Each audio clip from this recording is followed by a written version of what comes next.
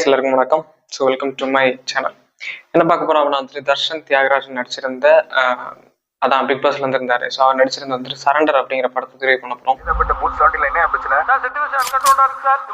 So surrender படம் அப்படின்னு கேட்டீங்க அப்படின்னா வந்துட்டு ஒரு போலீஸ் ஸ்டேஷன்ல அண்ட் வந்துட்டு சம் கேசஸ் எல்லாம் வந்துட்டு வர மாதிரி இருக்கும். ஸோ அது என்ன, எப்படி இருக்குது, நல்லா இருக்கா நல்லா இல்லையா இப்படிங்கிறத பத்தி ஃபுல்லா பேச போறோம். ஸோ வாங்க நாம வீடியோக்குள்ள போலாம்.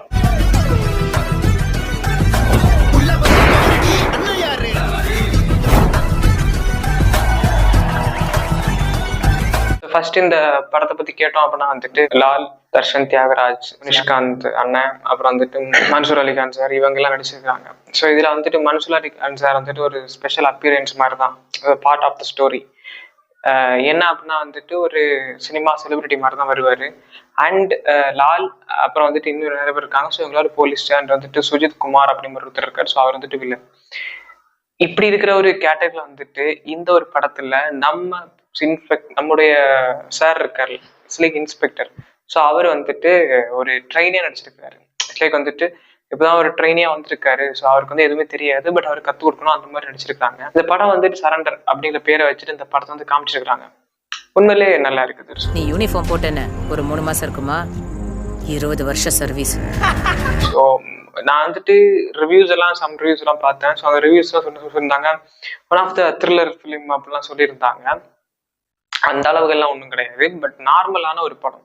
இப்போ ரீசெண்டா ஒரு மலையாளத்துல ரோந்த் அப்படிங்கிற ஒரு படம் வந்துச்சுல்ல, ஸோ அந்த கேட்டகரியில வரக்கூடிய ஒரு தன்மையில் இருக்கிற ஒரு படத்தோட ஒரு படம் தான் இது. ஏன்னா வந்துட்டு இதுல ஸ்பெஷலா இன்வெஸ்டிகேஷன் பண்ற மாதிரிலாம் கொண்டு போக மாட்டாங்க. அண்ட் ஒரு பார்ட் ஆஃப் ஸ்டோரிஸ் எல்லாம் வந்துட்டு இன்க்ளூட் ஆகிட்டு இருக்கும். அது எப்படின்னா வந்துட்டு சில மனிதர்கள் படம் எல்லாம் பார்த்துருப்பீங்கன்னு நினைக்கிறேன். ஸோ அதை படத்தை வந்துட்டு 2-3 ஸ்டோரி பேக்கெட் காமிப்பாங்க. அதே மாதிரிதான் இங்க வந்துட்டு வில்லனோட ஸ்டோரி பேக் ஒன்று பக்கம் போயிட்டு இருக்குது. அண்ட் வந்துட்டு ஒரு கேஸ் ஒரு பக்கம் போயிட்டு இருக்கு, கண்ணு காணா போயிடும், அந்த கேஸ் ஒரு பக்கம் போயிட்டு இருக்குது. அதை தாண்டி வந்துட்டு இவங்களுக்குன்னு ஒரு மேட்டர் இருக்குது. என்ன அப்படின்னா இவர் ஒரு ட்ரெயினி, அப்ப இவருக்குன்னு ஒரு கதை ஒன்று ஓடிட்டு இருக்குது. ஸோ இந்த மாதிரி ஒரு 3-4 கதை வந்துட்டு அப்படியே பேக்கெட் ஓடிட்டு இருக்கும். அண்ட் ஒரு கான்ஸ்டபிளுக்கும் ரைட்டர், ஸோ அவருக்கும் லால் ரைட்டர் வந்துட்டு, ஸோ அவருக்கும் அண்ட் வந்துட்டு ஒரு அந்த வில்லனோட தம்பிக்கும் வந்து ஒரு பிரச்சனை போயிட்டு இருக்கும். ஸோ அது ஒரு பக்கம் போயிட்டு இருக்குது. ஸோ இப்படி ஒரு 4-5 ஸ்டோரி பேக்கெட் வந்துட்டு அப்படியே கனெக்ட் ஆகி போயிட்டே இருக்கும். அது ஒரு சர்க்கிள்ல கனெக்ட் ஆகுமான்னு கேட்டா கனெக்டே ஆகாது. அது எதுவுமே கனெக்ட் ஆகாம ஒரே ஒரு துப்பாக்கிக்கான ஒரு மேட்ரு மட்டும்தான் அங்க கேஸா போயிட்டு இருக்கும். பட் இந்த செக்ஷன்ல இருக்கிற ஸ்டோரிஸ் எல்லாம் வந்துட்டு அப்படியே அங்கங்கங்கங்கா போயிட்டு இருக்கும். இது பார்ட் கூட எடுக்கலாம்னு நினைக்கிறேன். அதுக்கான ஒரு லீடிங் செக்ஷன் இருக்குது. பட் ஆனா அது அவர் வந்துட்டு பயங்கரமா எழுந்து வரணும். யார் எழுந்து வரணும்? படத்தை பாருங்க. நீங்க படத்தை பார்த்துட்டு என்கிட்ட சொல்லுங்க, என்னது எழுந்து வரணும், யார் எழுந்து வருவாங்க அப்படிமா இருந்துட்டு உங்களுக்கே தெரியும். தெரியல அப்படின்னா அதை நானே கமெண்ட்ல நான் சொல்றேன். இந்த படத்துல வந்துட்டு ஒரு செக்ஷனை நோக்கி ஓடிட்டு இருக்காங்க. லைக் ஒரு ஸ்டோரி நோக்கி ஓடிட்டு இருக்காங்க.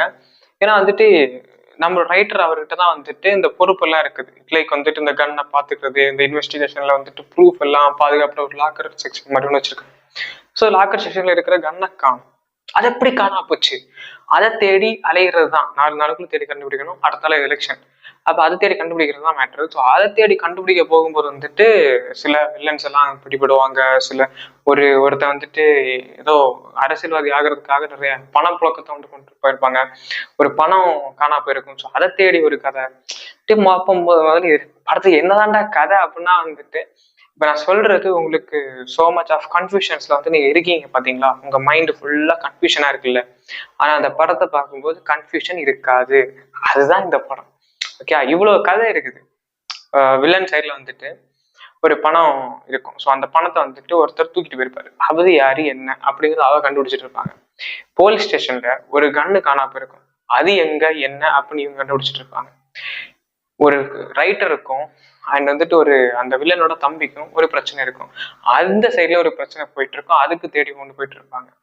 அண்ட் இந்த ரைட்டருக்கும் இந்த எஸ்ஐயா இருக்கிற ஒருத்தவங்களுக்கும் இன்ஸ்பெக்டரா இருக்கிற ஒருத்தவங்களுக்கும் ஒரு பிரச்சனை இருக்கும். சப் இன்ஸ்பெக்டர்ல இன்ஸ்பெக்டர் அவங்களுக்கும் ஒரு பிரச்சனை இருக்கும். அது ஒரு பக்கம் போயிட்டு இருக்கும். அப்புறம் திடீர்னு ஒருத்தங்க வந்துட்டு இந்த ஸ்குட் கேம் இருக்குல்ல, ஒரு போலீஸ் வந்து ஒரு தீவை தேடிட்டு இருப்பார்ல, அது மாதிரி ஒருத்தர் வந்துட்டு ஒரு பொருளை வாங்குறதுக்கு வருவாரு. அது ஒரு பொருள். ஓகே, அது என்ன, நீங்க படத்தை பாருங்க. அந்த பொருளை வாங்க வருவார். அவர் எதுக்கு வந்தாரு, ஏன் வந்தாரு, எதுக்கு போலீஸ் ஸ்டேஷன் போனாரு, எதுக்கு அங்க வந்தார், எதுக்கு இங்க வந்தார், அப்படி மாதிரி இருந்துட்டு முனிஷ்காந்த் அவரை நீங்க பார்க்கலாம். ஸோ இந்த மாதிரி நான் சொல்லும் போது நிறைய விஷயங்கள் வந்துட்டு இருக்குது, நிறைய விஷயங்கள் வந்துட்டு எங்கெங்கயோ போயிட்டு இருக்கும். இது எதுக்கு வருது, இது எதுக்கு வருது, இது எதுக்கு வருது அப்படிங்கிற மாதிரி நான் ஒரு கொஸ்டின் தான் கேட்கிறேன். பட் நீங்க அந்த படத்தை பார்த்தீங்கன்னா அதுக்கான ஆன்சர்ஸ் வந்துட்டு உங்களுக்கு தெரியும். பட் முனிஷ்காந்த் அவரோட கேரக்டர் மட்டும் ஏன்னு எனக்கு புரியல. வரும் அப்படி வரும், அப்படி வரும், அப்படி போயிருப்பாங்க, அவ்வளவுதான். இன்னைக்கு நைட்டு முடிகிற வரைக்கும் தான் உனக்கு டைம், அதுக்கப்புறம் என்னால ஒன்றும் பண்ண முடியும். ஸோ அது மட்டும் தெரியல. மற்றபடி இருக்கிறதெல்லாம் வந்துட்டு கண்டிப்பா உங்களுக்கே வந்துட்டு ஆன்சர் கிடைக்கும். ஓ இதனாலதான் இது வந்துச்சு, இதனாலதான் இது நடந்துச்சு, இதனால இது நடந்துட்டு இருக்கு அப்படி மாதிரி. அண்ட் கிளைம் இதெல்லாம் முடிஞ்சு ஓகே, சஸ்பென்ஸ் எல்லாம் இல்லாம ஓகே இதுல இதாவது ஒன்று வைப்பாங்களான்னு பார்த்தா கிளைமேக்ஸ்லயும் அதே மாதிரி ஒரு கனெக்ஷன் இருக்குது. ஏன்னா அப்படின்னா ஒரு ஒரு ஒரு பொண்ணு வந்து பார்த்துட்டு இருப்பாங்க. எதுக்கு அப்படின்னா வந்துட்டு இவரோட கல்யாணத்துக்காக ஒரு பொண்ணை பார்த்துட்டு இருப்பாங்க. அந்த பொண்ணை பார்த்தா அதுவும் வந்துட்டு ஒரு கேட்டகரி இருக்கும். அது என்ன அப்படிங்கறது படத்தை பாருங்க.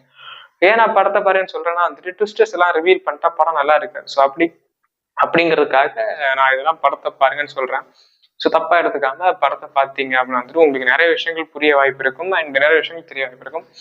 அண்ட் அதான் நான் நிறைய ரிவ்யூஸ் பார்த்தேங்க. நிறைய ரிவ்யூல எல்லாம் வந்துட்டு one of the crime thriller மூவில வந்து இது one of the best movie அப்படிலாம் சொல்லியிருந்தாங்க.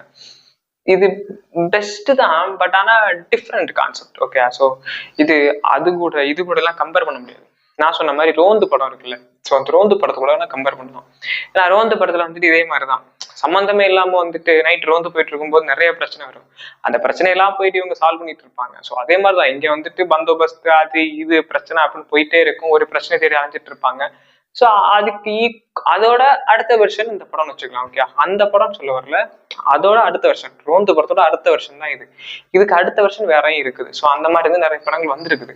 ஸோ இந்த வெர்ஷன்ஸ் எல்லாம் நீங்க பார்த்துருமே நம்புறேன். அண்ட் சிங்கம் படம் எல்லாம் வந்துட்டு இதோட டாப் நாட் வெர்ஷன்ஸ். ஸோ அந்த மாதிரி ஓகே. ஸோ நான் வந்துட்டு சொல்றதை கன்ஃபியூஸ் பண்ணிக்காதீங்க. போலீஸ் கேட்டகரியில வந்துட்டு நிறைய டிஃப்ரெண்ட் ஷேட்ஸ் இருக்குது, நிறைய கதை இருக்குது, நிறைய மாடுலேஷன்ஸ் வந்து கதையை பார்க்கலாம். ஒரு ஆடியன்ஸா படத்தை பார்க்கலாம், ஒரு கைதியா படத்தை பார்க்கலாம்.